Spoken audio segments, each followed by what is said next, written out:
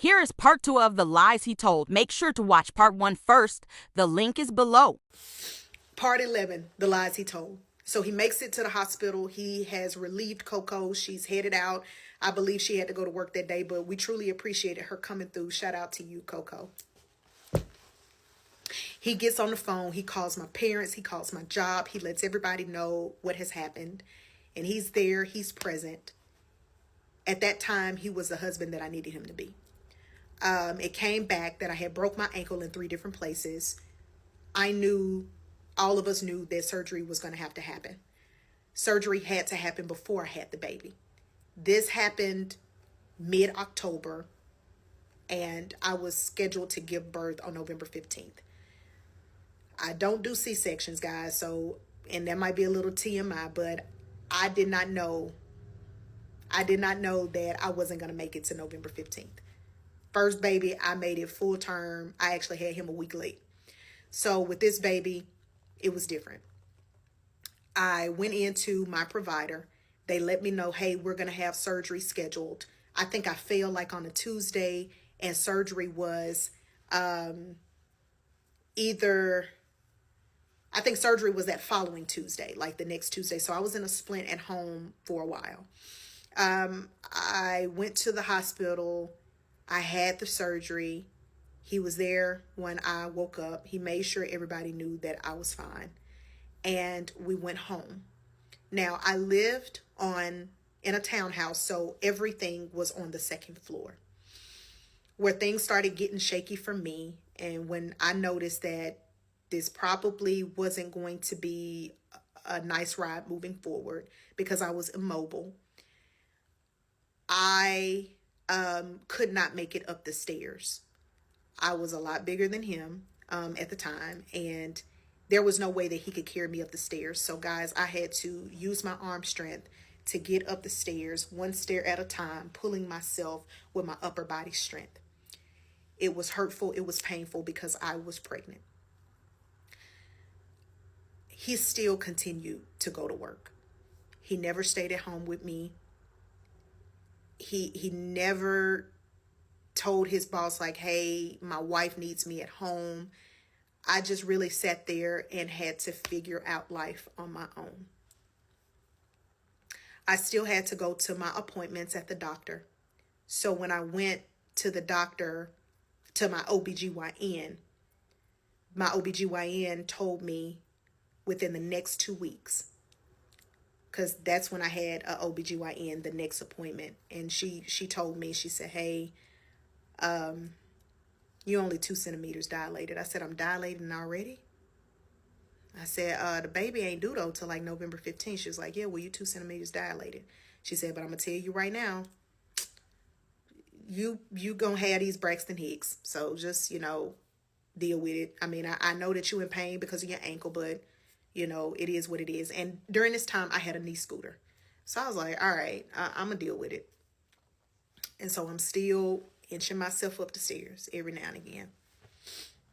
I went to the doctor on a Wednesday. That night at 11 o'clock, my water broke. I was about to get ready to have that baby.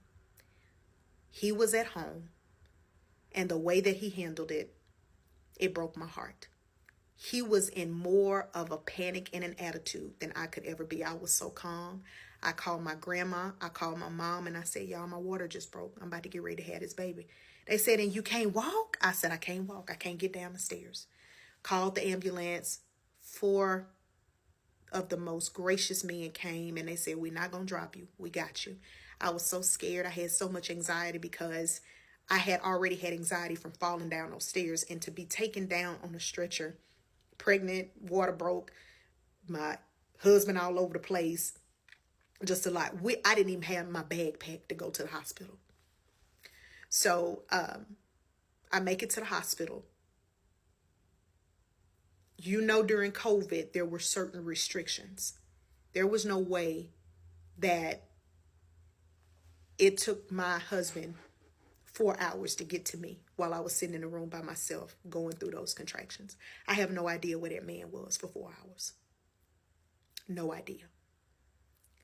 I sat in the room, and it was like the emergency room. So I sat there by myself, having those contractions, they could not give me anything. They could not give me anything because I was on blood thinners. I did not have an epidural. I had that baby just as natural, and I suffered through all of those things. All of those things. They finally put me in a room. There was no doctor in the room, but there was a nurse in the room and a nurse that was in training in the room. At around 3:30, my beautiful baby boy popped out with no doctor in that room and rolled on that bed. And he was at the bottom of the bed to catch it. And as soon as he caught that baby, he fell out. Fell out.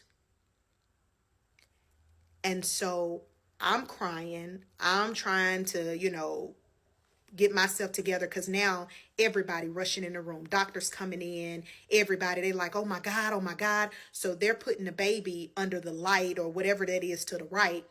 And they come to me and they said, ma'am, your husband is going to be okay. And I looked and I said, what you mean my husband going to be okay? They said he fell out. I had no idea that none of this had happened. I said, what you mean he had fell out?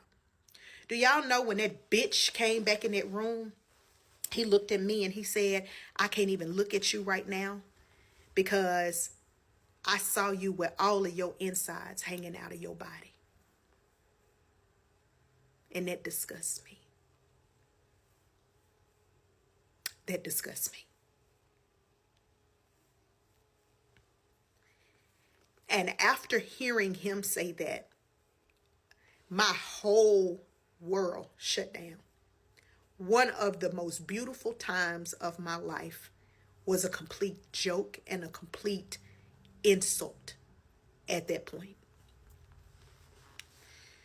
That man got on that couch to the left of my bed and he slept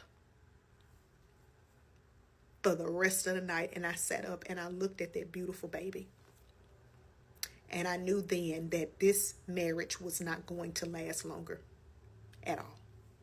Because how could you say that to me after having your first baby? How could you say that to somebody? You gagging, you making the same, doing that while telling me. That's the most fucked up thing that you could tell a mother that just could have lost her life for bringing life. How could you do that? I'm on a knee scooter still.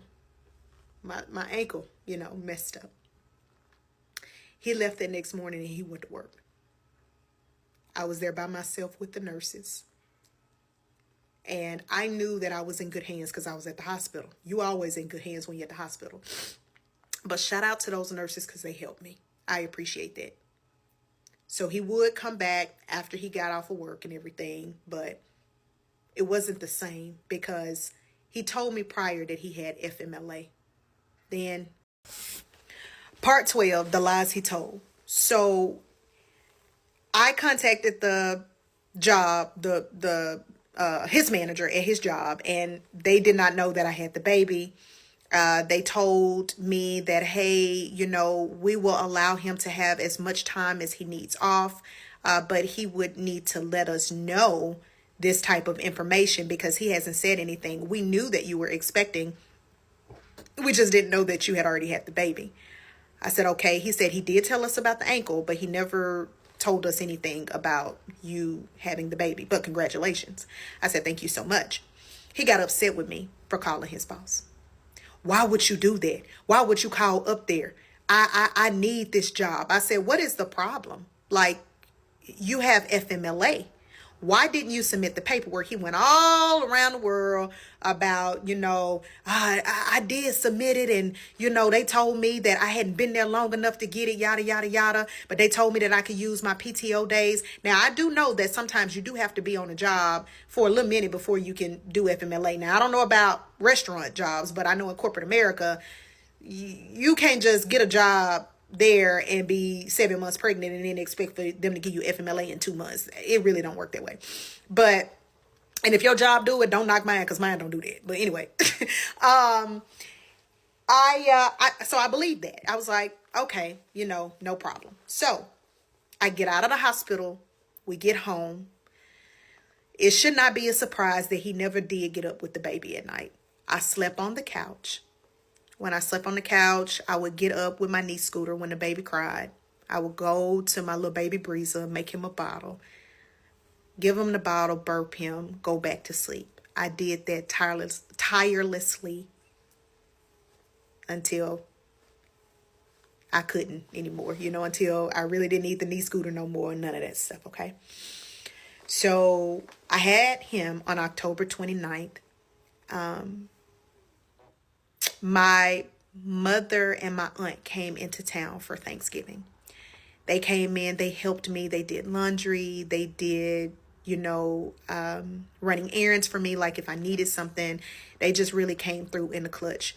My mom, she couldn't come as soon as I had the baby, but I am appreciative of when they were able to make it, because they stayed with me for quite a bit, and I really, really appreciate that. He cooked a wonderful Thanksgiving dinner for us. One thing I did tell y'all, he could kick his ass off. He really could. So he did that. We fellowshipped, we ate, we communed with one another, and then, they left. When they left, I pretty much was stuck, because I said, shit, my help gone now, because he was still getting up. He was still going to work, still getting up, still going to work. My sister ended up coming in town. Now, before I tell these details about this story, I want to make sure that y'all do understand that my sister is not a violent individual. Between the two of us, I can get with you. I really can. And my sister is the sweetest, most patient woman in the world. And this is also going to be hard for me to tell, because my sister has never, ever, ever seen me the way that she saw me that day. So my sister comes into town. I had a couple of visitors over when she was here, so that they could see the baby. Like I said, this is December 2020. We're still in COVID. So I had just a couple people over there. One night, I was on the phone with my cousin. Me and my cousin, we worked together. And me and my cousin, we were discussing something. And I am a big, big motivator, like encourager.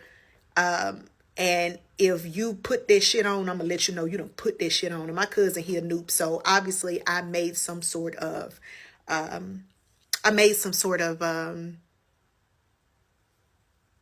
can't get my words together today, y'all. I am so sorry. I'm so sorry. I gave him a compliment. I'm so sorry, y'all. My mind is, because I'm trying to get the story out. I complimented him on something. Obviously, my husband heard it over the phone. Now, he was cool with my cousin. So cool that my cousin was his best man at our little ceremony that we had. There was no rhyme or reason for why he decided to get upset. My husband came in. I said, babe, hey, I'm about to Uber eat some Popeyes. What you want from Popeyes? He was like, give me a minute. I'm going to let you know. I'm still on the phone with my cousin. I let my cousin go. Me and my sister, we're discussing the conversation that I had just had with my cousin. Jared walked back through, and he creates a whole scene. Who you was on the phone with, going in. And I said, what you got an attitude for? What's wrong with you? What's wrong with you? So it's a misunderstanding in the house. Now, my sister here. One thing you're not going to do, you're not going to embarrass me in front of family. If there's an issue, let's go to the room. Let's talk about it. Don't act no fool in front of my sister, because you'll get your ass slapped, when it come down to my folks. Don't do that. So I look at him and I say, man, what the fuck wrong with this man? What is going on? So I look at my sister look at me, and I said, I don't know what's wrong with him. He stormed out the door. He got his book bag on. I'm leaving. I said, so where you going? I need some space. You need fucking space. Oh, okay. What you upset about? So there was nothing for him to be upset about. Let me be clear. Whatever I was talking to my cousin about, it wasn't nothing for him to get upset about. Whatever me and my sister was talking about, it was nothing that could have offended him. He got so mad, he left the house, y'all. He left that house and did not come back that night. I told my sister, I said, I'm sick of this shit. I'm sick of this shit because I get up every night with his fucking baby. I'm going in. My sister is like, I know. And she calm as she can be. And I broke down in front of my fucking sister, man. I broke down in front of my sister, man. And I went in and I told her, I said, I don't deserve this shit. I done did a lot for this nigga, man. I done did a lot, you know. And so my sister had never seen me get like that. She had never seen me get like that. And my sister held me, man. She held me up that night. And I love her for that. I love her for that shit, man. I do. So I called him that night and I said, man, where you at? Where you at? Oh, I got a room. You got a room? I said, what you going to get a room for? I told you I need some fucking space. I need some space. So my mind is everywhere because we just went from babe, what you want from Popeyes, to you walking in, acting a fool about something so small. And y'all, to be honest, I don't even remember what it was, but it wasn't nothing for him to get upset about. And he stormed out that door and he did not come back that night. That next day, it might have been around 1 or 2 o'clock. I called his phone and I said, what are you doing? He said, I'm at the barber shop. I said, you at the barber shop? One thing about him, that nigga went to the barber shop every week. I said, you coming home? He said, I don't know. I ain't thought about it yet. I said, I tell you what, I'm finna call your motherfucking mama and you can come get your shit out of my house. He said, bet. You don't never tell me bet. Part 12. Part 13, the lies he told. So after he told me over the phone, he didn't really know when he was going to be coming back to the house. He also told me in that conversation that he had to go to work. So there was no way that he was coming back at that point in time when I needed him to. I don't know why I pushed the issue, but I did. And I told him, I said, you know, hey, I'm going to call your mama. I called his mama. I said, are you at work today? She always had an attitude with me. Always. Never liked me. I said, are you at work today? And she said, no, I'm off, but what's up? I said, so I'm putting him out. I need you to probably come and get some of his things because I'm at a point right now where if you don't come get it, I'm going to start putting it in trash bags because I did put them in trash bags. And I said, I'm going to start throwing them down the stairs. And when it makes it outside, it's going to be up to all these neighbors to have a free pick of all these J's that I done bought him, all the clothes that I bought him, watches that I've got him, just the things that I know for a fact that people would probably want for free.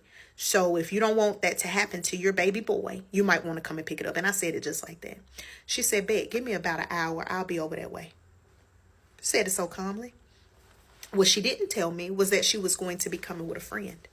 And what she also didn't tell me is that she had contacted Jared and said, I'm on my way to that girl's apartment. You might want to meet me over there because I'm also going to call the sheriff to accompany us. Why did you need the sheriff to come? I told y'all the bags was going to be at the door. You didn't need to bring nobody to me. So sheriffs come.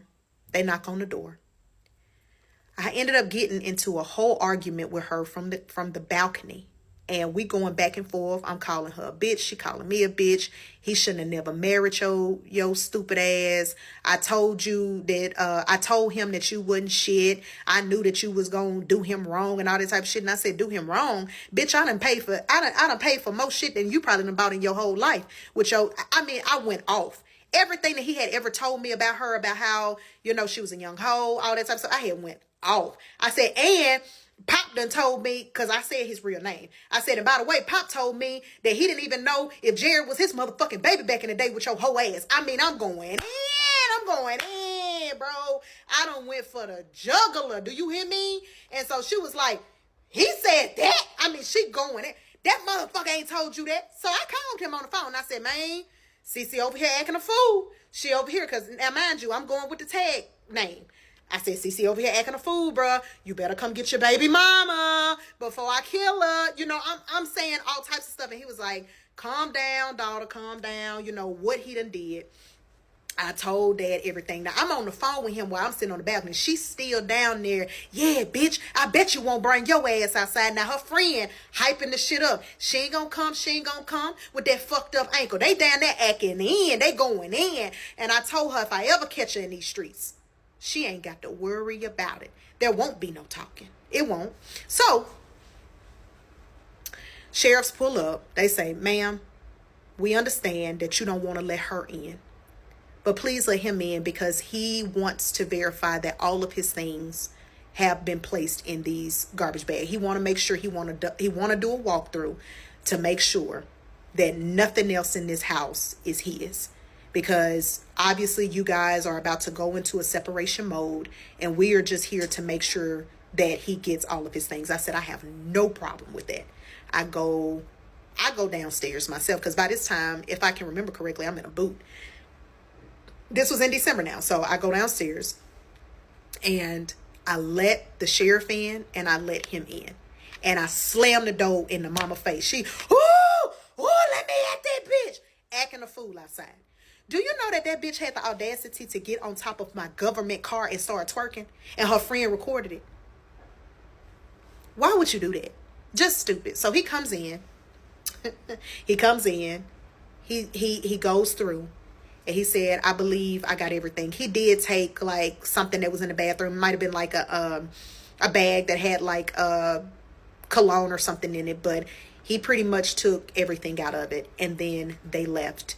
And that was it. He did not say anything to me about the baby. The baby was actually in the home. He didn't kiss the baby. He didn't say, bye, son. None of that shit. Now, it's important to note, too, that when our baby came, he never really cared for our baby. But he always, and to this day, he still claims my oldest as his boy. He always cared about my oldest.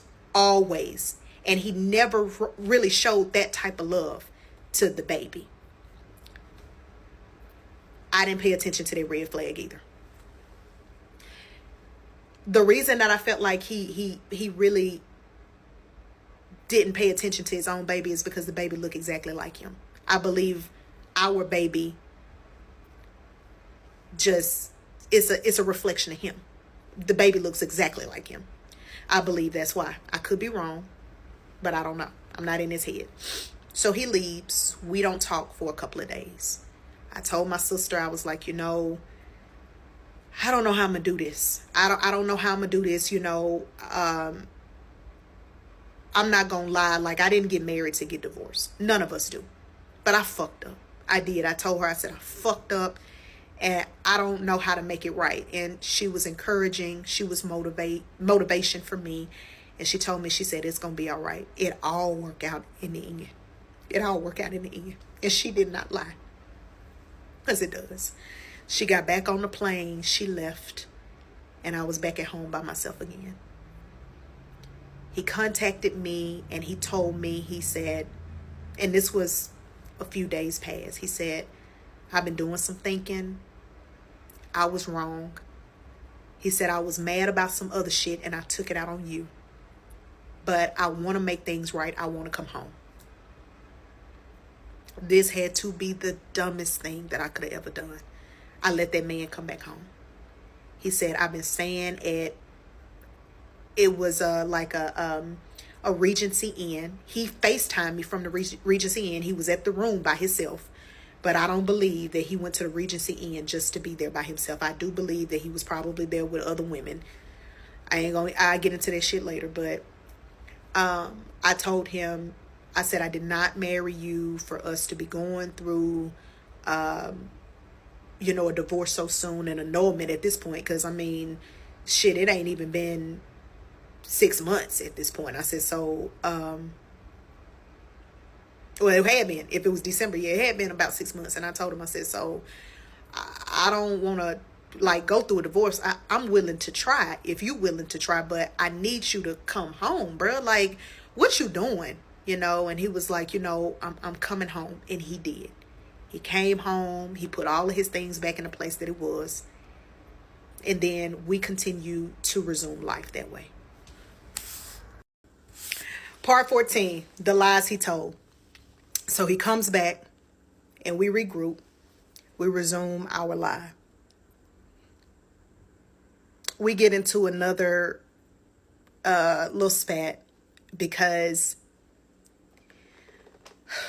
I found some stuff in his phone. Remember I told y'all previously about Erica. When he came back home, I looked through his phone. Most women look through messages. Most people look through pictures. Some people look through browser history. I look at bank statements. I look at Cash App. I look at Zelle. I look at all that shit. So I went through his Cash App. And Erica was named Erica in his phone. Picture was there and everything. The woman that he told me was a stalker bitch. She had requested a $40 Cash App, and the reason for the Cash App was wasted gas. This was on one of the nights that he claimed that he was staying in the Regency Inn. On top of that, I found messages with them, and she was saying, you know, why you didn't answer the phone? What the fuck you doing? You want me to come or not? So it was obvious at this point that he was cheating on me. I confronted him about it. I said, why was she requesting $40 for gas, for wasted gas? I said, where was she coming to? He said, I told you that bitch crazy. I said, well, what about the text messages? He said, I don't know what you're talking about. I said, well, open up your phone right now. Let me show you, because I seen the shit this morning. When that man opened up that phone, the messages were gone. Completely gone. I said, so you wiped your whole fucking phone clean when you got up? Damn, that's crazy. You must have knew I had went through your shit. He was like, why the fuck you going through my phone anyway? I said, why the fuck is bitches requesting $40 for wasted gas? Why? And why would it be the stalker bitch? That's not making any sense to me, Jared. I don't understand. So we had a spat right before Christmas. We got into it real bad. And so he woke up on Christmas Eve and he said, let's get out of here and let's take the baby down to my dad in Lufkin. We left that morning and I was so excited to see Pop, because I told y'all that's the realest nigga that ever was born. I got down there, and at this point, y'all, my mind, my body, I was just in a different world. Because at this point, I realized that I was going through postpartum depression. And I was also having some thoughts. And you guys know what kind of thoughts. Because I was dealing with a baby full time, basically on my own. I was dealing with shit in the marriage with him. Found out he was cheating. And then it really wasn't nothing that I could do to wrap my head around how the hell I got here so fast. Because I'm telling y'all, I did the dumbest shit in the world. All of this shit, now that I'm replaying this back and telling y'all my story, this is some shit that you see and that you look at the next woman and be like, girl, I'm so glad that ain't me. But it was me. And it hurt, man. Because all of this could have been prevented if I didn't even call that damn place back. It's my fault. It's my fault. So we go down there to his dad. And, you know, his dad is so happy. We got pictures of him holding the baby.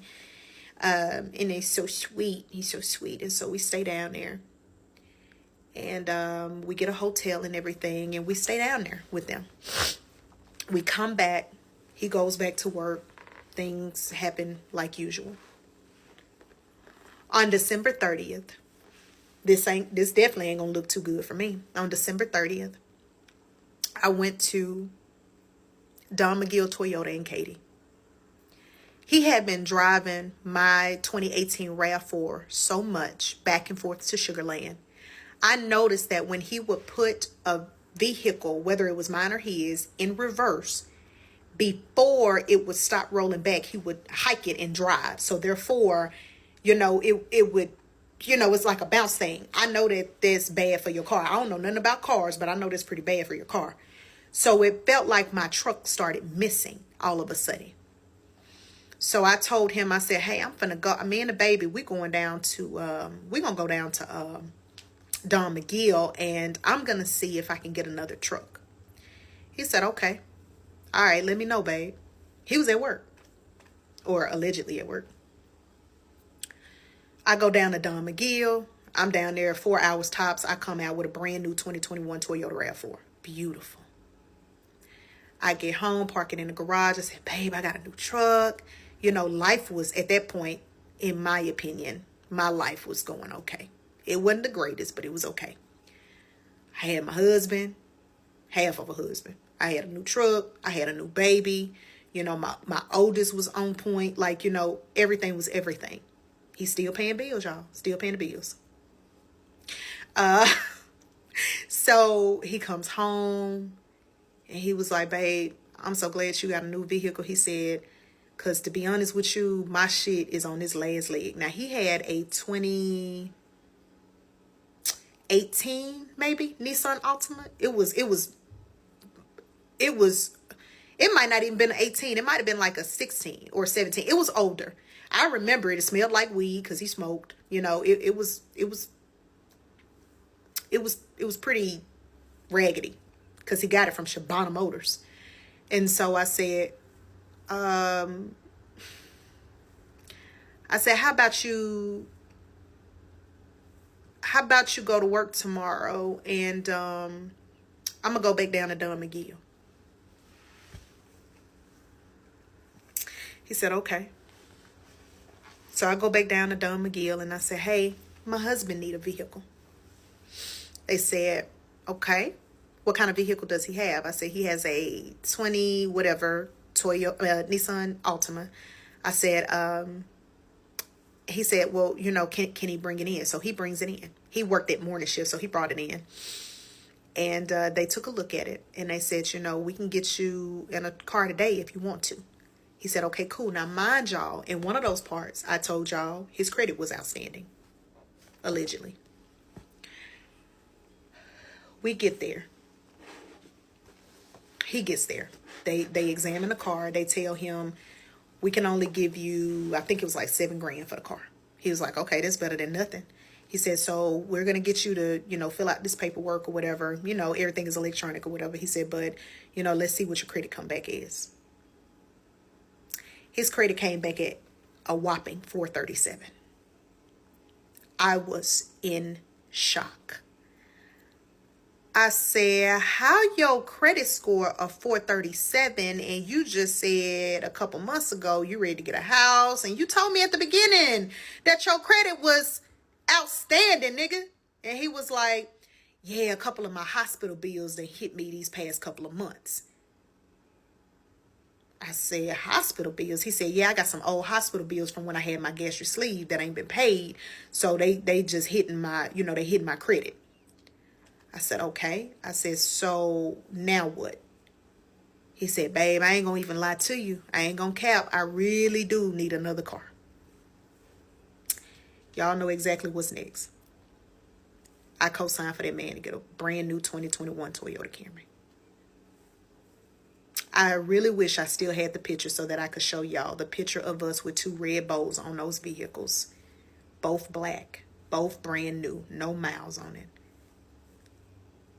Now we're moving to the next part. Part 15, the lies he told. So we leave the car lot. We make it home. Both of us are ecstatic because we have brand new cars. And I told him, I remember specifically saying to him, listen, I put my name on this car for you. I know how important it is to have good, reliable transportation to go to and from work. So don't fuck me over. If it ever comes to a point where you cannot make the payments on this car, let me know, Because, of course, since he's paying the household bills, I said, I will step in and I will chip in on whatever it needs, whatever happens. And so he says to me, babe, I got you. I would never fuck up your credit. I would never do that. It is important to note that when I signed for the car, the payments were $723 a month on a Camry. His car note was higher than my RAV4 note. I had a good trade-in, not so much him. I know, I believe the lies again. You'll see how they fucked me over in the end. So, I told him, I said, next week I am going to start looking for a rental home. Because at this point, I knew that he couldn't get a house based on his credit score. I had just bought 2 vehicles on my credit, so I knew I probably wasn't going to be able to get as much house as I wanted to for the amount that, I could get pre-approved for. So I didn't even think about buying a home with him. I said, let's just do a rental. And that's what we did. We started looking at rental homes on Zillow. I would send them to him while he was at work. And I would say, hey, I like this one. I like this one. And so me being the person that I am, I said, since you travel very far to go to work, let's try to find a home that's closer to your job at Fish City Grill. He was making good money there, as I thought. And I just assumed that he was going to stay at that job. I did not know that in the next 6 months, he would no longer be at that job. We found a rental home in Fresno, Texas. It was for $15.95 a month. It was 3-bedroom, 2-bath. Beautiful home. My cousin lives a street over, so it worked out. Also, my cousin and his wife that, tried to help us like with premarital counseling or whatever, they lived in Iowa Colony. And so we were down the street from them. We had already said, hey, y'all gonna be the godparents to our baby. And they were. So I was excited. At townhouses or apartment complexes, you have to put in a 60-day notice. So I put in a 60-day notice, made sure the mail was forwarded out there, all of that good stuff. Now, I was set to go back into the office. I had got a promotion at my job. I was set to go back to work at the end of February, but I asked my new boss, is there any way that I could come in to the office after I move into my new home? He said, yes. I got the babies a daycare out that way, and we moved in, and life started from there. Now, when we made it to Fresno, things became a little different. Reason being is because I had better access to go to his restaurant.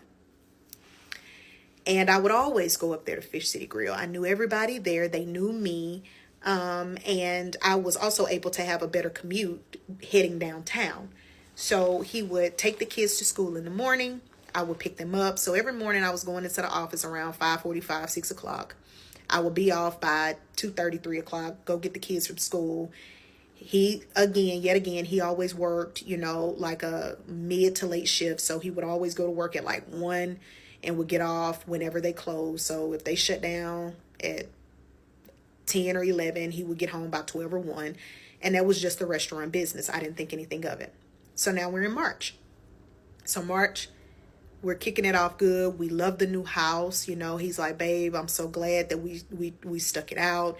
I appreciate it because you believed in me when nobody else. My mom said to me when I first met you, like, why would somebody like her want somebody like you? And, she kind of crushed me a little bit, but in the same token, you kind of uplifted me. And to truly be honest, that's the only thing that I felt was genuine out of Jared's mouth, because I did really help him through a lot of things. So one day I was doing laundry and I noticed that there was something that looked like a sweet tart that was on top of my dryer. And another important thing that I need to tell you is that everything in the house I purchased with either my credit financing or I pay for it outright. So the washer and dryer is mine. Furniture is mine. I bought us a king size bedroom set from Furniture Queen and Katie. Shout out to Furniture Queen. They've been rocking with me for the longest. Like, I mean, I had the house fully furnished when we moved in. There was nothing missing, nothing at all. Made sure that we were straight. And I seen this thing on the dryer. And I said to myself, this got to be some candy or something from the baby. So I discarded it. I ain't think nothing of it. Eventually, I found another one. This time it was on the ottoman. And so I'm like, damn, what is this? Like, is my oldest bringing like candy home from school or something? Like, what is this? It looked like a sweet tart. You know, sweet tarts are different colors. They be orange, they be blue, they be white, they be light blue. You know, they be different colors. So I'm thinking it's fucking candy. I'm thinking it's candy. So I discarded that again. All right. So now,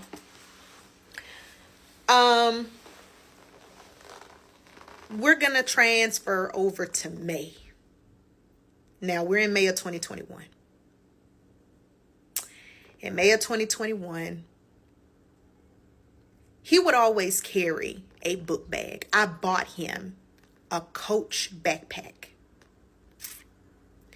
And when I bought that backpack, he was happy about the backpack because he said, babe, this is so nice. I paid $500 for that Coach bag. Why? $500. I did. But I never knew what he carried in that book bag. Never knew. And so one Sunday morning, he was asleep, but he left the book bag in the guest bathroom by the kids' bedroom on the other side of the house. I walk in there because I was cleaning up. I was probably doing laundry or something, and I was cleaning up, and I said, let me look in this book bag. The fuck be in this book bag?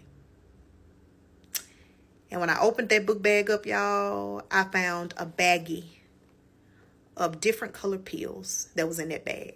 Orange, blue, and white. I immediately took a picture of the bag that it was in, and I sent it to my cousin. And I said, what do you think this is? My cousin around the corner. And she said, I don't know, but I got a pharmacy friend. Let me find out. She sent it to whomever the friend was. And she told me, she said, now, according to him, he says that it looks like Addie's, it looks like Speed, and it looks like some type of pain med. But those are street pills. She said, Jill, where you get this shit from?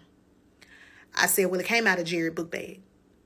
She said, you might want to ask him about that. You might want to ask him about that. I said, okay. All right. So I flushed him down the toilet before I asked. Because at that point, I knew that I was dealing with a man that not only lied, but that was also taking street pills and was possibly addicted to them. Part 16, the lies he told. So I flushed these drugs down the toilet. One thing I knew about my ex-husband was that he smoked hella weed. I knew that. I knew that. And I never smoked with him either. But there were times where he would call the weed man, and the weed man would pull up to the townhouse that we lived in, or pulled up to the home that we were living in Fresno. And it could have been two different niggas. I don't know. But he would always have product. I knew that he wasn't dealing. I knew that he was actually doing the shit. I knew it. So, because I would smell the smoke, he would sit in the garage for hours when he would get off, and he would never be able to go to sleep. There were so many signs that I missed. Some of the signs that I missed was he hardly ever slept. He was always on go. He really wasn't very active in the bed like that. It was wishy-washy, you know. It was then it was then, and then it was might have been, you know, that type of stuff. So there were different signs that could have pointed to, okay, this man might also be doing something other than weed. But it never dawned on me that he might be into street pills. Never did. Because I really never saw that man take them either. But he always had that book bag with him. All right. So I flushed him down the toilet and I asked him. I said, I woke him up out of his sleep, actually. I said, Jerry, get up real quick. He said, what's wrong, babe? The baby okay? Yeah, the baby okay, nigga. I said, I got a question. I had went through your book bag. Okay, for what? I said, you taking drugs? Like you taking street pills? He said, that ain't none of your fucking business, man. I said, that ain't none of my fucking business. That's crazy. In my motherfucking house, you raising your voice. I said, that is my business. Because I've been seeing that shit trailing through my fucking house where my kids could get a hold of this shit. I said, so you on drugs. You taking street pills, ain't it? And I told him, I said, now you gonna either quit that shit or you can go ahead and get on up out of here. Because one thing I'm not going to do is put my kids in harm's way, fucking around with you, get like this, and you leaving drugs every fucking where. That man looked at me and he said, I ain't going to never fucking stop, and you can leave me if you want to. And y'all, I know y'all been waiting on it. But that is the day that I waited for him to go in that room and start ironing them clothes for work. When I tell you I unplugged that iron,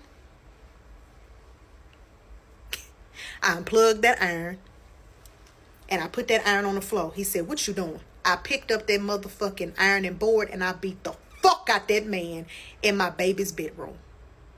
I said, because what you not gonna do is you not gonna fucking disrespect me no more. Don't raise your fucking voice at me. I'ma beat your ass every time, bitch. And I meant that shit. I meant it, y'all. I really did. I beat that man with that fucking ironing board. I did. And I called my mama. And I told her, I said, I beat Jared ass with the ironing board. She said, don't do that. Don't get yourself so mad that you do something like that. I said, man, fuck that nigga, man. Fuck that nigga. So I tell her, I say, mama, he on drugs. He on drugs. So now we know that he lied, he on drugs. He go to work that day, he don't come home. Now this is the pattern that he starts of coming home and just leaving out when he want to. Don't know where he at, can't get a hold of him on the phone. He just coming in and out when he want to at this point. This is May of 2021. At the end or close to the end of May, my oldest at the time, he was getting ready to graduate pre-K and he was going to kindergarten. Mind you, I told you that both of my kids, I found a good daycare for them. So in August, my son was transitioning to the elementary school outside of that subdivision that we were in. So his pre-K school had a graduation ceremony for him. I would have never thought that my ex-husband would have missed this, but he did. He said, babe, I got a lot of people that done called out today. I'm not going to make Walker's graduation. I said, all right, man, it's cool. Part of me didn't want to really go by myself because at the time, me and Walker's daddy wasn't seeing eye to eye, and he was a little jaded because I had another baby, and, you know, he still loved me a little bit, but he married now, but, you know, I love his wife. I love his wife. So I go to the graduation, and I sit through it. I'm happy. I'm proud.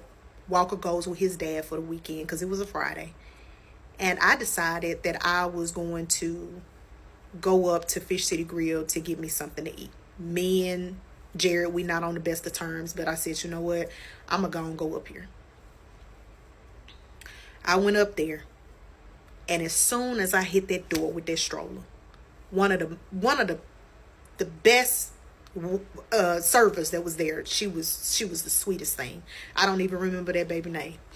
But she walked up to me and she said, Mrs. such and such. She said, how you doing tonight? I said, I'm good. And she had a look of confusion on her face. I said, where's my husband? And she said, he got off 2 hours ago. It was like 6:30 in the evening. I said, impossible. He missed my son's graduation because he said he was going to be working. Y'all didn't have enough people on shift. She said, oh, we have a full staff tonight. He told us that he was leaving for the night about 2 hours ago. So 2 hours ago would have been like 4:30.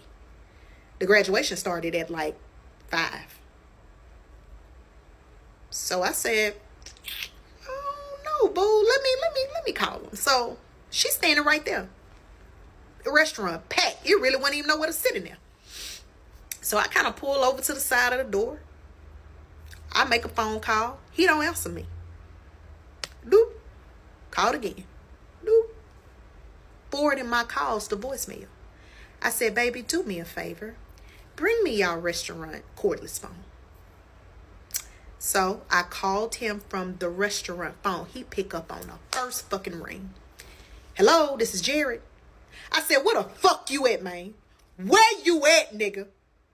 Babe, wait a minute, babe. I had to go to Sam's to get something for the restaurant. I said, you a motherfucking cold case lie, bitch. I said, these people done told me that you done got off 2 hours ago and you missed Walker motherfucking graduation for what? Where the fuck you at, man? And I'm going in the restaurant. The lady said, Mrs. Such and such. Mrs. Such and such. Okay. I said, you lying. You a lying ass bitch. I said, but don't worry about it. I'm going to get your ass when we get home. Don't worry. I got you. I hung up that phone. I said, baby, I appreciate you. She said, can I get you a water? Can I get you a salad to go? Can I get you anything? I said, babe, I don't have an appetite. That man done lied to me. I said, is there any chance that y'all would have needed something in their kitchen? Any chance that y'all would have needed something in their kitchen? And he might have went to a local Sam's or a Kroger and got some ingredients or something, because that's what he told me. She said, ma'am, Jared told us that he was going home for the evening. We are not expecting him to come back. He is gone. When I called him on that cordless phone, I could hear the wind gushing in the background like he had his window down in his car. So he was off for sure. But I have no idea where he was or who he was with or what he was doing. According to him, he was going to Sam's Club because the restaurant needed something in the kitchen. Part 17, the lies he told. So now I'm on the phone with my cousin and I'm like, man, bitch, let me tell you about this shit. So we talking. And I told her, I said, man, I ain't gonna lie, between the drugs, between the lying, between all of this, I got to get out, man. I really got to get out, but I got to figure a way out.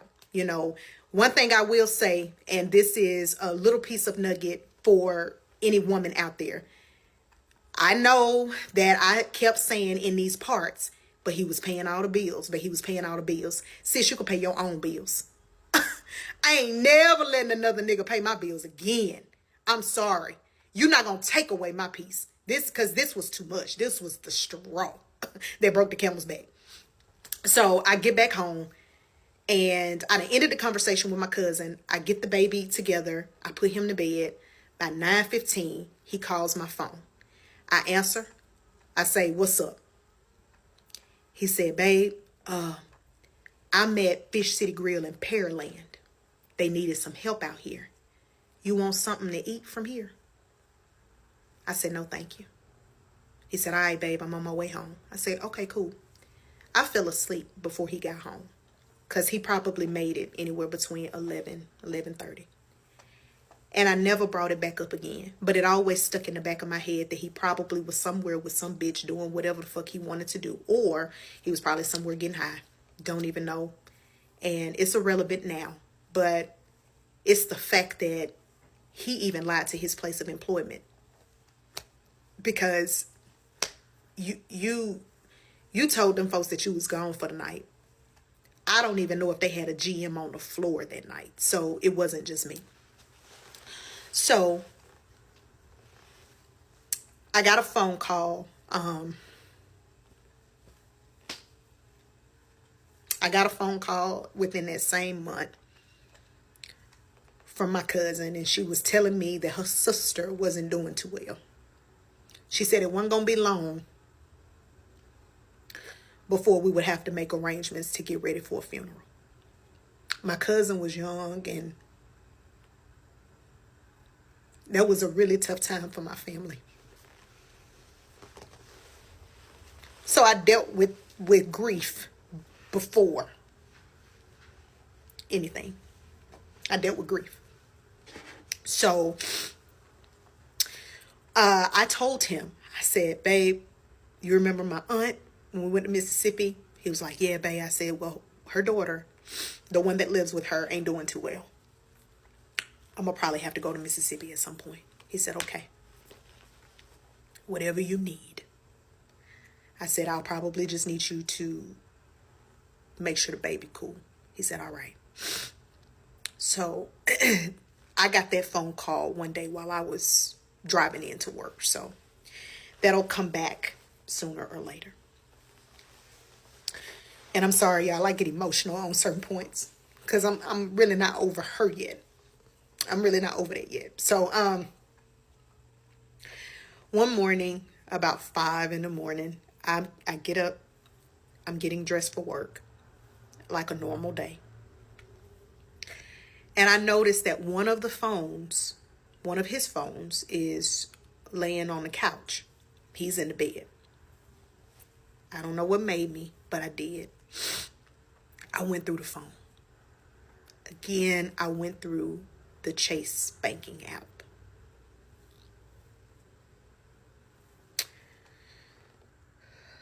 I was concerned at some point because he was still making all of the bills.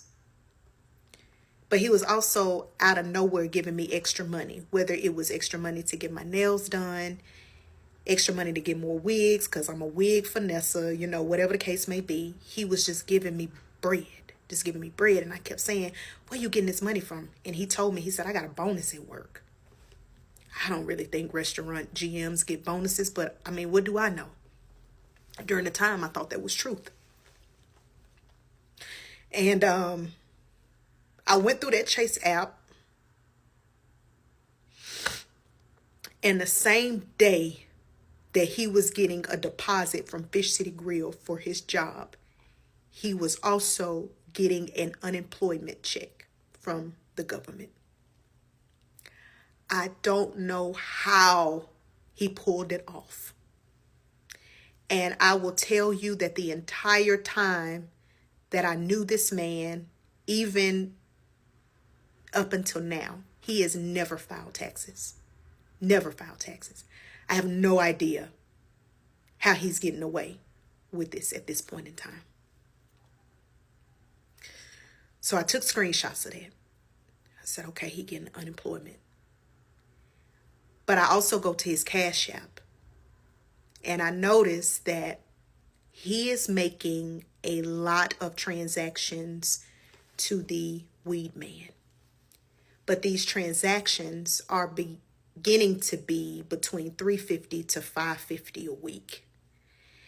And I said, okay, I know that he doing weed and I know he doing the pills or whatever, but man, I thought, me and him had talked about it. I told him, I was like, hey, I know what you said about the drugs, but you're going to have to quit it. He did come home one day and he told me that he wanted to quit. This was before I found the stuff on the phone. And he said, I do want to quit, but I'll go to a therapist. I'll go to a therapist. I believed him. I also went to his T-Mobile account. And I also found out that he had been on the phone with this one number the entire time that he'd be at work. Sometimes the conversations were 6 hours long. Sometimes they were 9 hours long. And some of the conversations were occurring while I was at work and he was at home.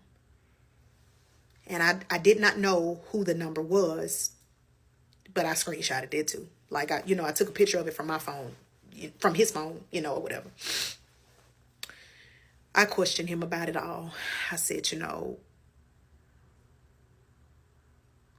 what is going on? Again, he got upset. He told me ain't no reason that I need to be going through his shit. I told him, I said, we are married, Jared. You got to tell me what's going on. Because now you fucking with the government. What you got going on, player? Like, what's going on? Again, he started this shit up by leaving the house, not coming back. Anytime we got into an argument, he would leave the house, wouldn't come back for days.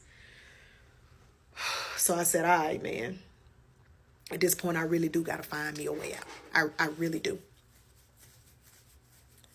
So I asked him, when I asked him about the phone calls, he told me, he said, you told me to get counseling.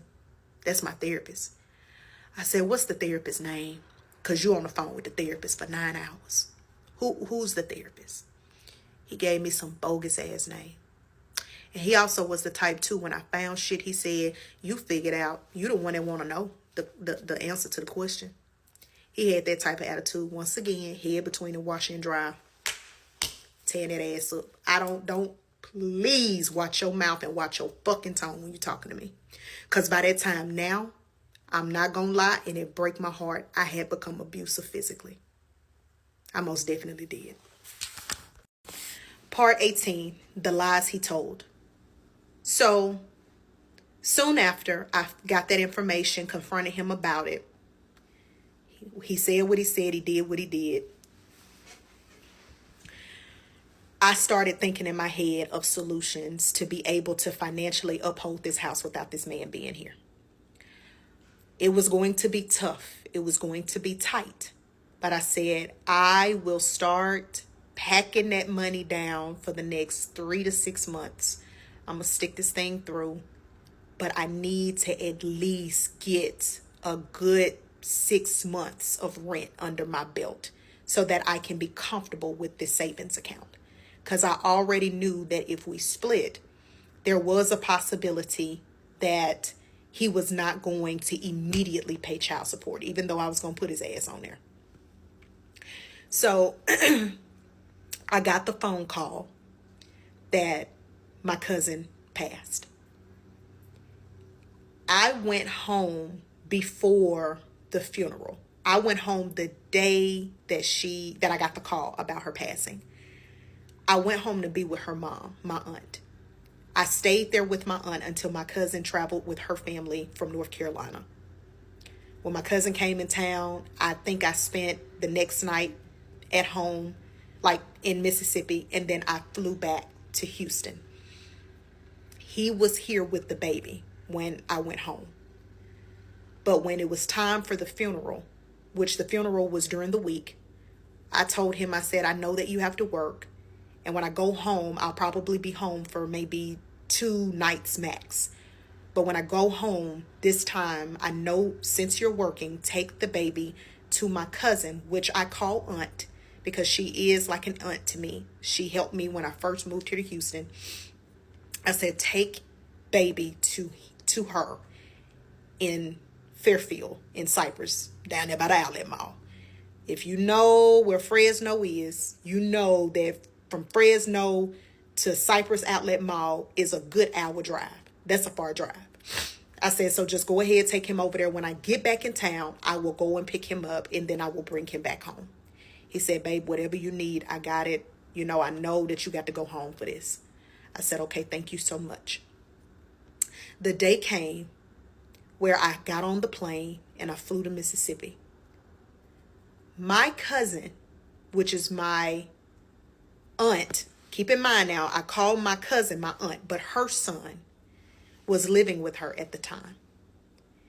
And my cousin is around 36. And for the story purposes, we're going to say his name is Dwayne. Dwayne is at home with my aunt. And Dwayne is going to be the one that goes and get the baby from the car from my ex-husband. So I'm on the phone with my ex-husband. I've already landed in Mississippi. I'm on the phone with my ex-husband and I say, hey, have you pulled up? You know, have you pulled up on my aunt? And he said, yeah, babe, I'm here. But what apartment you say she in again? And I said, don't look for the apartment because Dwayne is outside. He said, Dwayne? I said, yeah, my cousin Dwayne, that's her son. I hear the exchange of the baby. I hear him saying, what's up, man? How you doing? I'm Jared. I'm Dwayne. I hear all that. And so I hear Dwayne saying, come on, little man. He got him. He closes the door and he say, all right, babe, I dropped him off. I said, thank you so much. We end the call. I'm at home dealing with my family because I just lost my fucking cousin. At this point, don't piss me off because I ain't no telling what I'm going to do. Because when I lose somebody like that was close to me, don't say nothing to me ill. Don't do that. That man contacted me that night while I was sitting in the same home that my cousin was living in. I never forget it. And he texts me. My aunt was on that couch. My cousin's mama was on that couch trying to rest because she had just lost her baby daughter. That boy texted my phone and he said, how are they related to you? Talking about the cousins that he dropped the baby off with. I said, that's my family from Mississippi.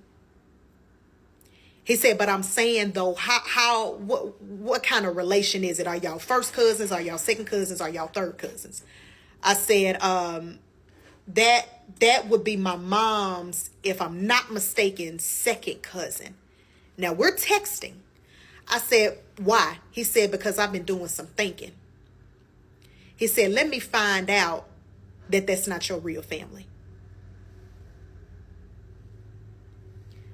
I said, so who the fuck else would it be? You think I'm just going to let my baby go with anybody? I said, man, quit playing with me, man. Don't start that. That's what I said. I said, I don't know what the fuck wrong with you. You probably off them street pills. Don't text my phone with this shit. I'm grieving right now. That's what I said. I promise you. I said them exact words. And he says, just let me find out. I called Dwayne up. It's probably 11 o'clock at night. I said, what you doing? He said, shit, playing the game.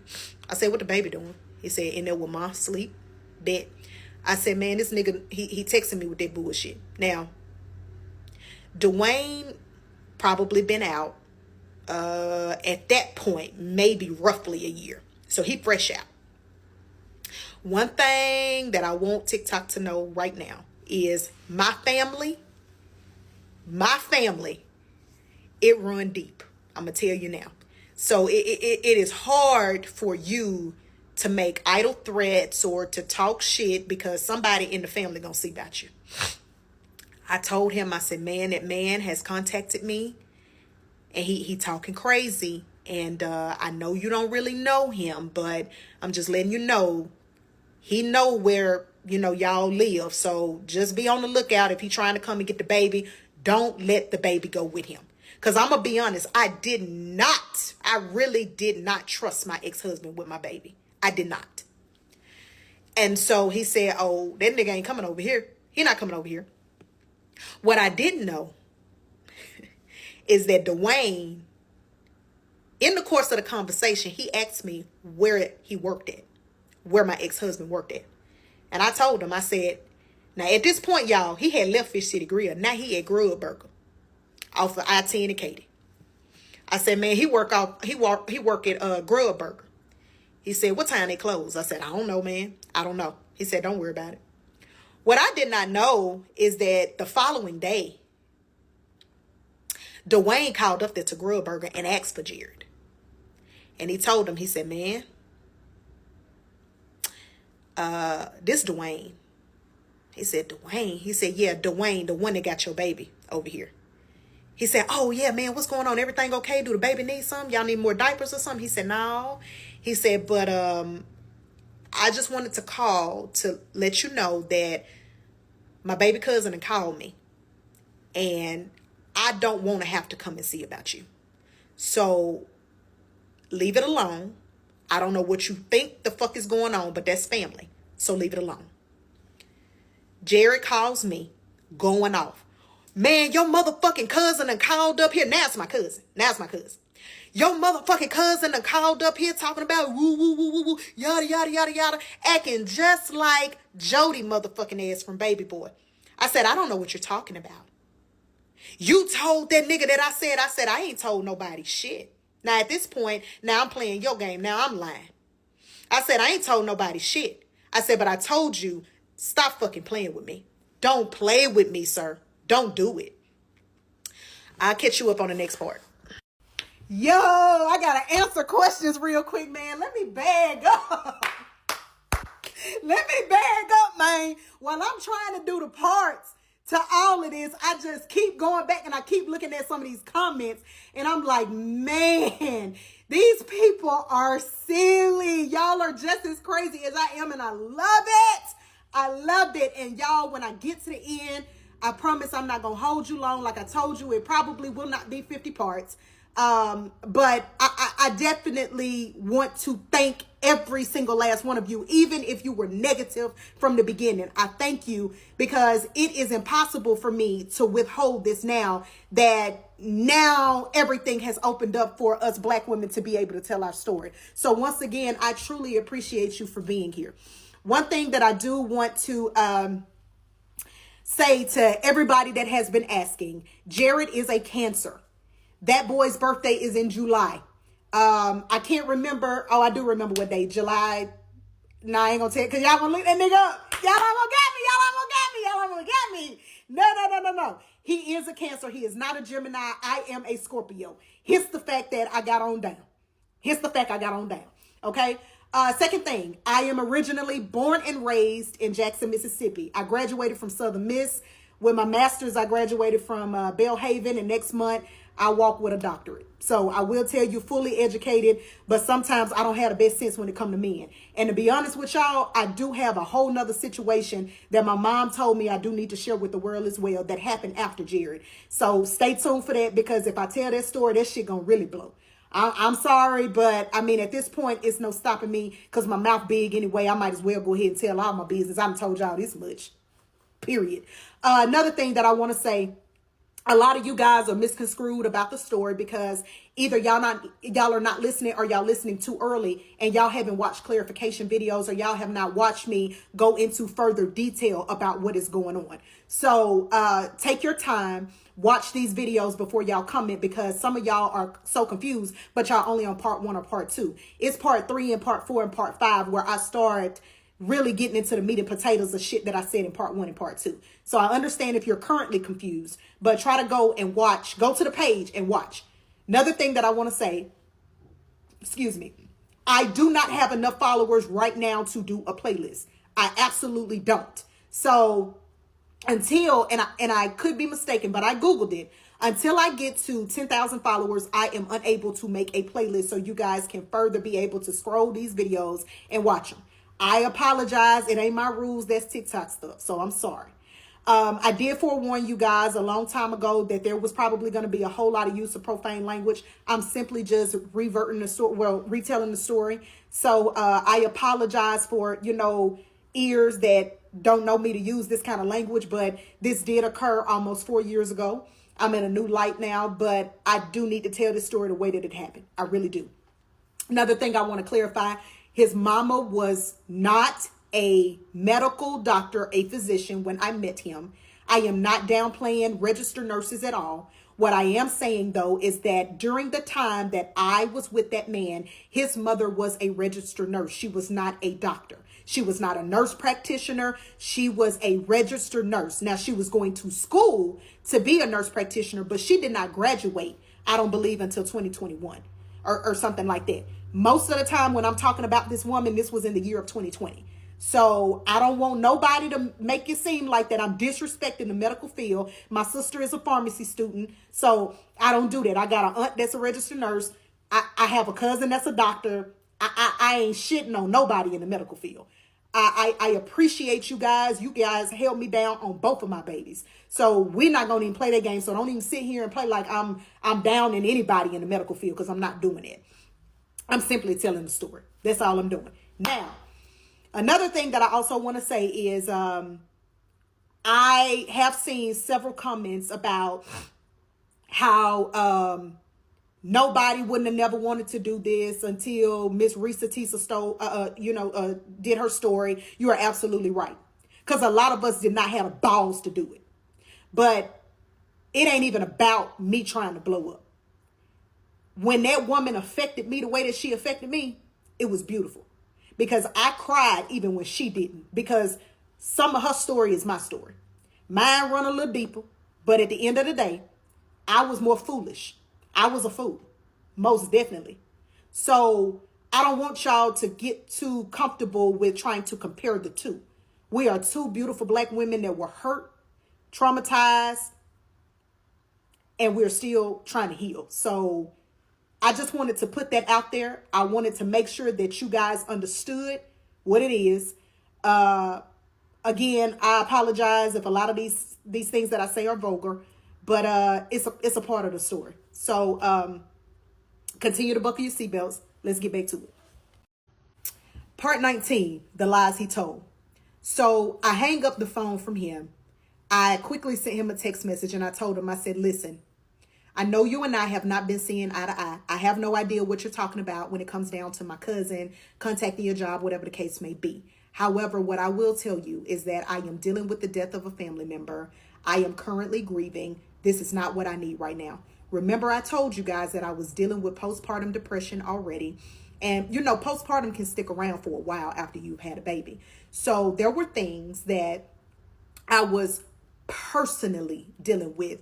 I was dealing with my own stuff, you know. And so he did not text back. He waited until the day that I flew out, which was not the day of the funeral, but the following day. I was standing in the airport in Jackson, Mississippi, getting ready to board my flight. And I got a text message from Jared. And he said, so as I have had time to sit back and to reflect, I believe that I dropped our baby off at his real daddy house. I believe that ain't I believe that ain't your auntie, but that's in fact our baby's grandmother or your baby's grandmother. He says, so I want a DNA test when you get back. I may have mentioned this in previous videos. The baby looks exactly like my ex-husband. Split an image. You will know that baby belongs to him because that baby took everything of him. His teeth, his eyes, his face, everything. He even short like that nigga. He took everything. I said, of course you can have a DNA test when I get back. I said, but also when I get back, make sure all your shit at my house. Make sure everything gone. Spotless. He texted me back and he told me, you got it. All right. So I flew out. I did call Dwayne back and I said, Dwayne, he told me that you my baby daddy, bro. He said, man, to be honest with you, man, at this point, I really do believe that the man, he got to be high. Like there has to be something going on with him. I said, absolutely. Absolutely it is. I said, but stand down. Don't bother. I said, don't even worry about it. Now, by this time, Dwayne, big brother, done called up there to their restaurant too. See, I didn't know that it was going that deep. I had no idea. Now, my other cousin, which is Dwayne brother, he's in San Antonio. You know, he's in San Antonio. So I said, I ain't know, you know, big boy call homeboy job. He said, man, we not playing with that nigga, man. That nigga gonna have to see us one day. I said, all right, man. I get it. I get it. Real hitters now. Real hitters. Sometimes I just talk, but they actually walk, period. So I get back in town. Instead of me going straight home, I leave the airport. I get to my aunt. Remember now, my auntie is Dwayne's mom, but she's really my cousin. I don't want to confuse anybody because y'all get confused quick. I went to her house and I stayed with her that night, slept in her bed with my baby. And I told her, I said, auntie, I'm tired. I'm tired. She already knew what was going on. Dwayne had already let her know. But I told her, I said, I really cannot do this anymore. I just can't. She said, I know, baby. I know. So the next morning, I get up. I get the baby together. We leave my aunt's house. I travel to Fresno and I drop him off at daycare. And I go to the house. And y'all, that was the first time that I felt God in my home. Because it felt like the devil left. When I walked through that house, it was still. The peace that I felt that day, that felt like freedom to me. Because when I went to that closet and the left-hand side where everything that was his was at, it was completely empty. And I fell to my knees in that closet. And I told God, thank you. Thank you, God. Because you knew that I couldn't do it no more. You knew that I could not do it no more. You knew it. You knew it. You knew it. And I kept and I kept and I kept. I kept going. I kept praying and I kept telling God, you kept me, man. You kept me. You kept me. You kept me through this entire thing. You kept me. You helped me and you kept me. I could have went to jail. That man could have killed me. He could have did anything. And when I mean kill me, because when you beat somebody with an ironing board, when you beat a nigga ass with an ironing board, man, it hit different for a man to get their ass beat by a woman, man. It do. It do. I can only imagine how it felt for a man to have a woman to put their hands on him. Because he a lying ass man. Because he couldn't be what a real man would be in a household. But that day was dedicated to thanking the Lord himself. Because I could not muster up the faith to leave. Even through the lies, through the drugs, through the verbal abuse, through the mental abuse that man put me through the infidelity. I had so many reasons biblically that I could have divorced that man. So many reasons. But I stayed because realistically I cared for this man. I carried his child.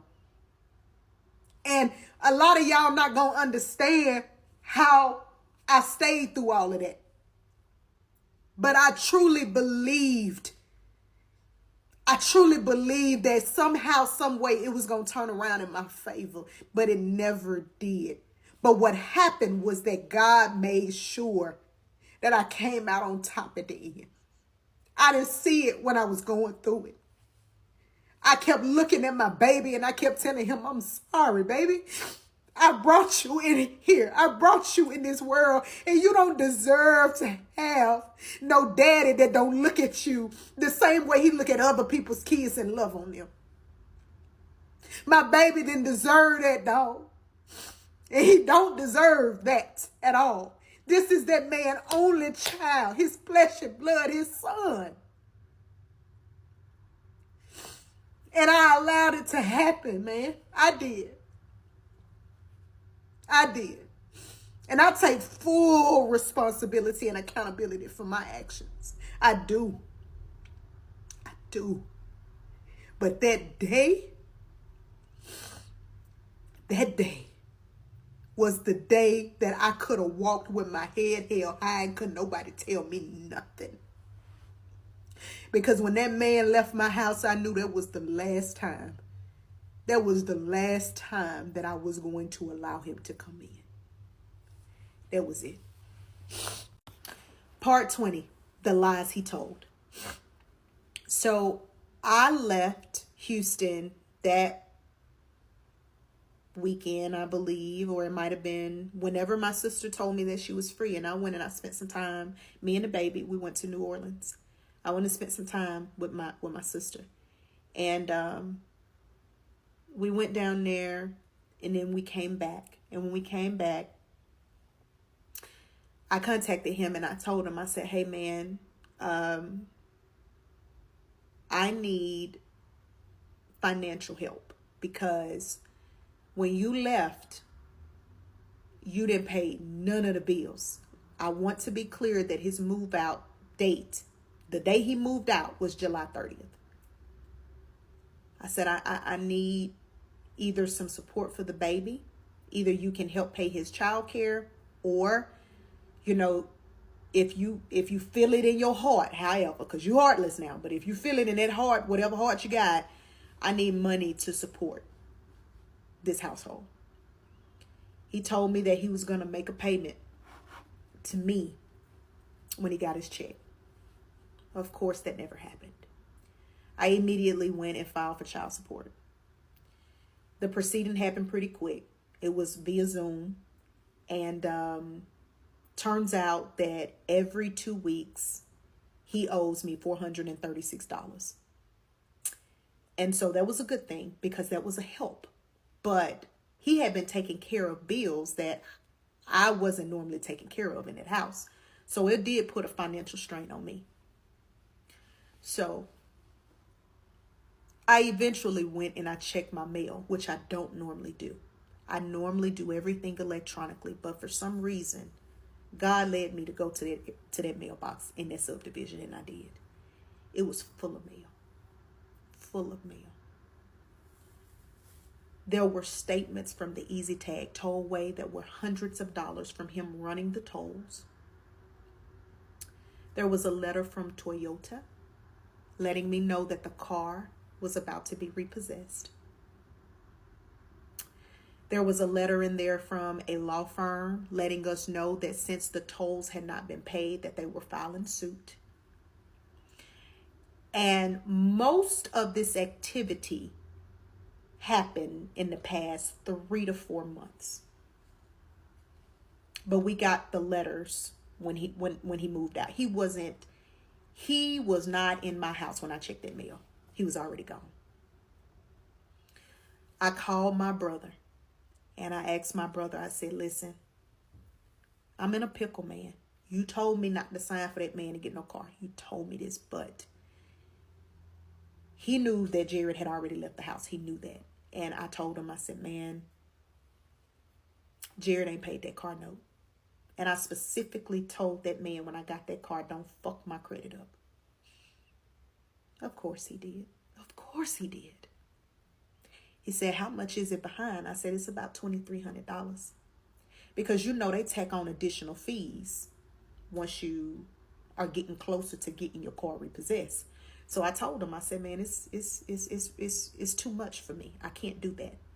He said, man, you might need to call him and you may need to have a conversation with him about what is his next steps. Because if he can't make the payments, he can bring you that car back and you can take that car back yourself. I told him I would call him and I would let him know what he said. I called Jared. And I don't think that I was able to get him on his cell phone, but I called that restaurant. And I said, when you get a minute, call me. And he called me back and I said, listen, I got a letter from Toyota addressed to me because my name was first on that car. And I told him that the car was about to be repossessed because he was behind almost 90 days on the car. He assured me that he was going to get the car note paid. It never happened. I logged into the online account and I noticed that since that man had that car, he only made 2 payments on that car and a partial.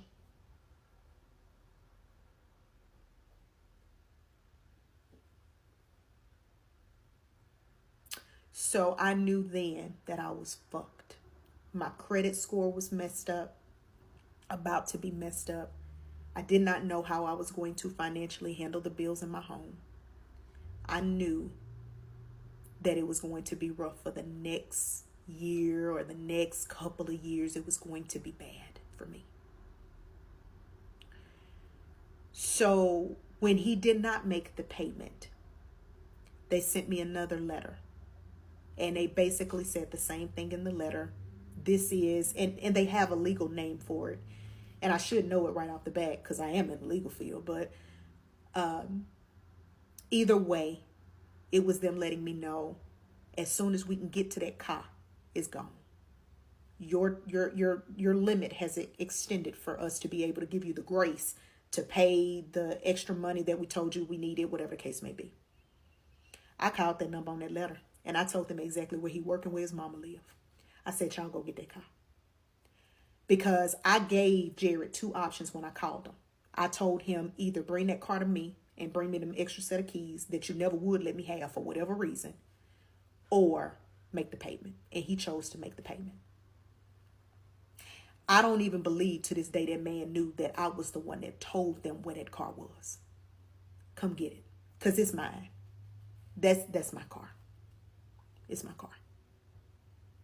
It's my car. My aunt, she wanted to buy it from me, but I told her, I said, Auntie, I don't even think that I can get my hands on it. I don't think I can get my hands on it. Now, he was on the car as well. He was, but he was, you know, the way that his credit matched up, they had to put me first. Had to put me first. So that happened to me. And child support started coming in. I started, you know, figuring out that there were more lies that had been told to me more than once. Women continued to keep bothering me on social media about him, letting me know that he a dog ass nigga, he ain't shit. How could you marry a man like this? And, you know, it was embarrassing. It was humiliating. Very much so. He never really contacted me about the child until it was like the baby's birthday or something like that. It wasn't no regular, hey, how is he doing? Nothing like that. What I did when he left out of that house and when everything had kind of settled down, I made me a prayer closet. And I went in and I worshiped God every morning at 5 o'clock before I got my kids up to go to school. Because now at that point, I was the single mom. I worshiped God. I allowed God to love on me. I told God that, you know, I know that you had better for me. I just simply couldn't wait. And because of this is where I'm at. I reached out to a few family members. I asked them like, hey, financially, I'm struggling. Can you help? Some people did, some people couldn't. And it's okay because I built that bed and I had to sleep in it. But there were times where I was basically in the negative and didn't even care that they were going to charge $36 because I was making the transaction, but my babies had to eat, man. And as I look back now, I regret the relationship. I regret letting it get that far. But in all, I love my baby. He is special for real. He really is. That was the best thing that could have ever came out of that relationship. The best thing. Guys, before I get to part 21, I want to share an informational video regarding child support and the Step Up program here in Texas. I'm not sure if other states have this, but if you are in Houston, Texas, and if you have been listening to my story and you have experienced the same thing that I've experienced, whether it is with your son's father or with your husband, and you are thinking about putting him on child support, but you are afraid or have some safety concerns when it comes to your the other parent, there is a thing called the Step Up program that I am on with my son's father, ex-husband, if you will. I hate saying that, but what it is that since my son was so young when me and his father separated, the Step Up program allows the non-custodial parent to have supervised visitations with anyone that the custodial parent chooses. It could be a family member, it could be them, like the custodial parent, or it can be someone, I believe, of a court. But they will have supervised visitations for up to 2 years. And if they complete all of the supervised visitations, that is when they will have alone visitation with their child, but it is like a ladder. It's a step up, meaning that it will be like one night overnight, like on a Saturday, and then he would have to come back home. He would have to do that for 2 or 3 months. So if you don't start the step up program, it's one of those things where if you start it and you stop, you have to start all over again. So he did one visitation supervised with me at Chuck E. Cheese with our kid, maybe 3 or 4 months after he moved out. And he did not do the full 4 hours. So his time goes back again. So he has never abided by it because he doesn't contact me about his kid unless it's his birthday and he wants pictures so that he can post it on his social media and say how big of a big boy he has now that he doesn't see. So I just wanted to make this video as an informational video for a woman that may have that situation going on and they needed that assistance. Part 21, the lies he told.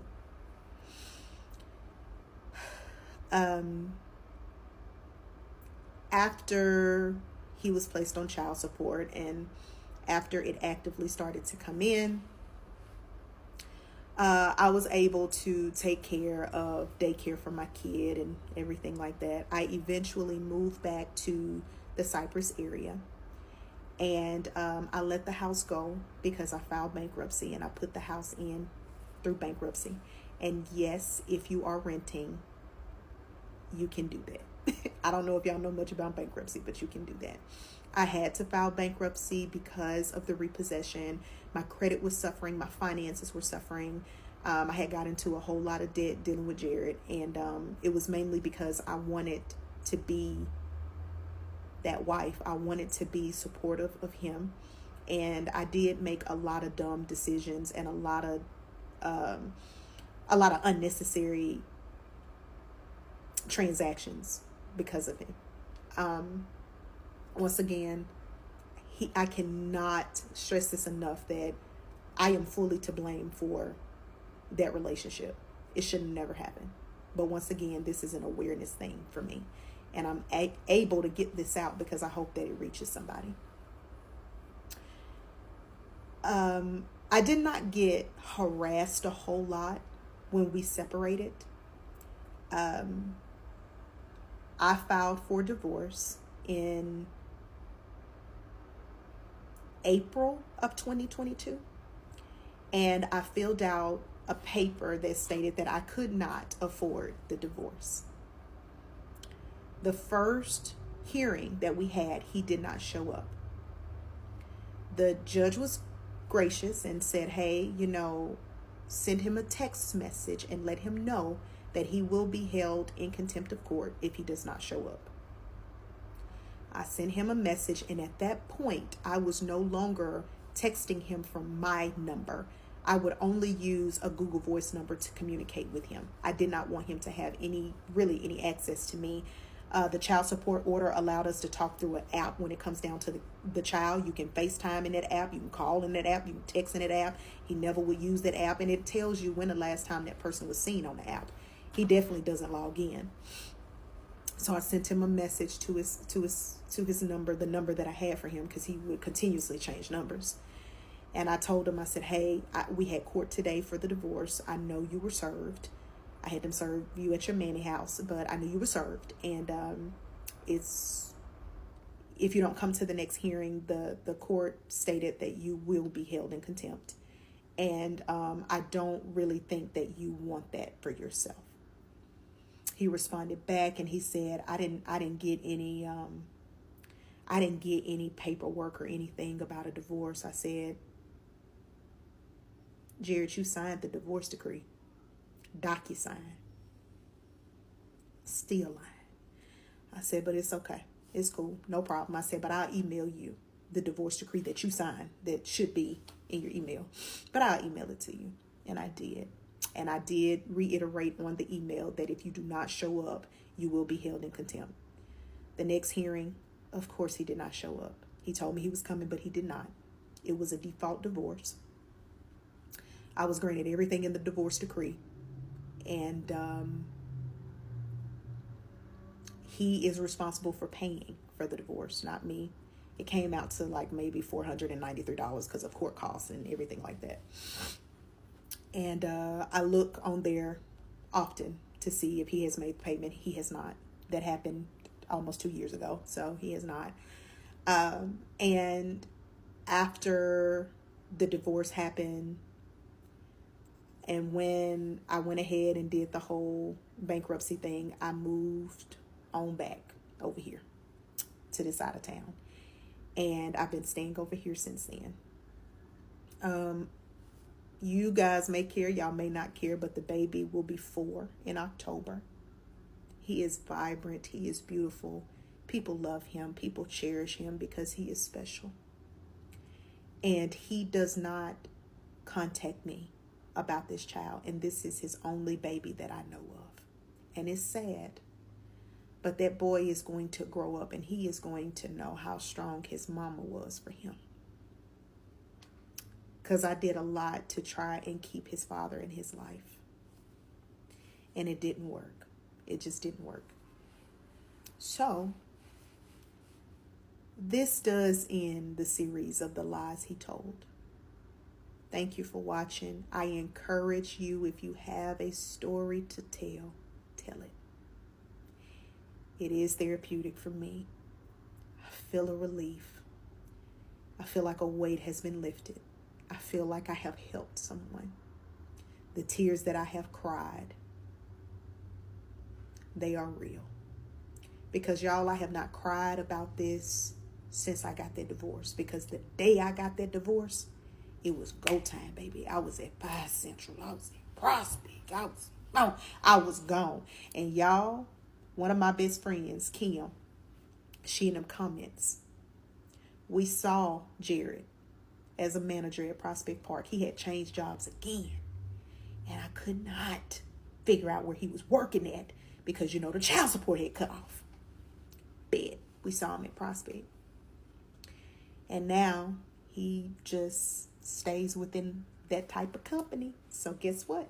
Everywhere he go, I be knowing. If you do know who Jared is in real life, I'm being serious. Leave him alone. Jared has suffered enough in life. He really has. And I know for a fact that he's not doing too well. Mentally, emotionally, he's not doing too well. So now, since this series is over, what I will do is I'll go back and address some of the comments. I'll probably be making other videos about them. I just want to clear up some things if people do have questions. I will answer things. I'm not going to answer anything stupid. I got the comments to where I view them before they go on my page. So if you done said something snotty or stupid, it's not going to show. I don't care. Get a life. But I really do appreciate it. I love you guys.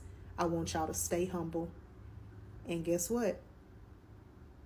I got another story to tell. But I don't know when I'm going to tell it yet. Bye, y'all. I have been harboring unforgiveness in my heart since we parted ways over 2 years ago. I must close this chapter of my life to move on and properly heal. I am sorry for any time that I was not a safe space for you or made you feel that you had to lie to me or be someone other than yourself. I thank God for the beautiful baby boy that was conceived within our relationship, and I pray that God continues to prune you for his glory. I forgive you, and I am sorry. I do not need a response to this message, and I pray that you do not feel compelled to respond. I release you in love.